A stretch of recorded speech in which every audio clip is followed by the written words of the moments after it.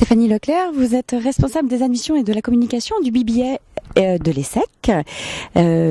Pour entrer au BBA ESSEC, il faut passer d'abord par un concours. Quel est-il quel est votre processus de recrutement?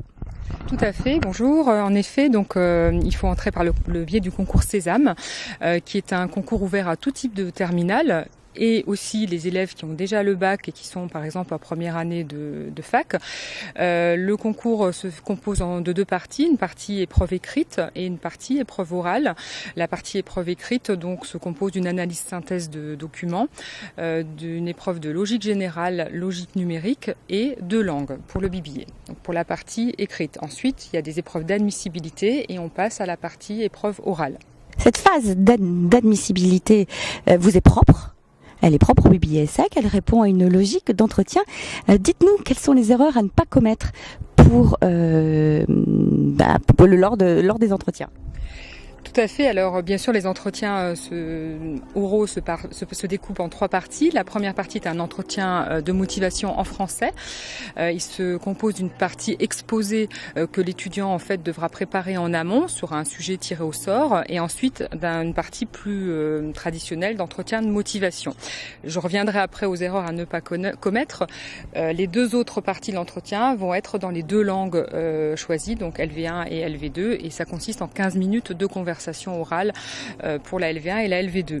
Alors les trois erreurs à ne pas commettre pour l'entretien au BBA de l'ESSEC.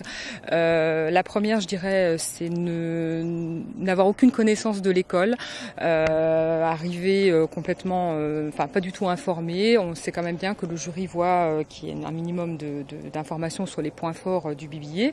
La deuxième chose, c'est d'arriver d'une manière un petit peu désinvolte et pas motivée. Parfois c'est difficile de tirer un peu le meilleur de ce que l'étudiant a donné.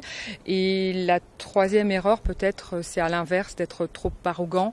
On a vu parfois des candidats un peu hyper préparés et trop sûrs d'eux, et c'est pas toujours agréable non plus. Au contraire, quels sont les trois conseils essentiels à suivre? Alors les trois conseils que je pourrais donner, c'est tout d'abord être motivé, enthousiaste, être capable d'avoir réfléchi aussi à ce qu'est l'école, à ce qu'on peut y faire, à ce qu'on peut y apporter, à ce que l'école inversement peut apporter aux candidats.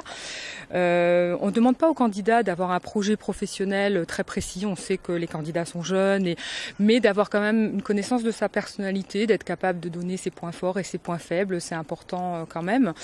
Et ensuite, d'être capable aussi d'être informé un minimum sur l'actualité internationale, d'être capable de citer par exemple 3 événements récents de l'actualité internationale, ça aidera aussi.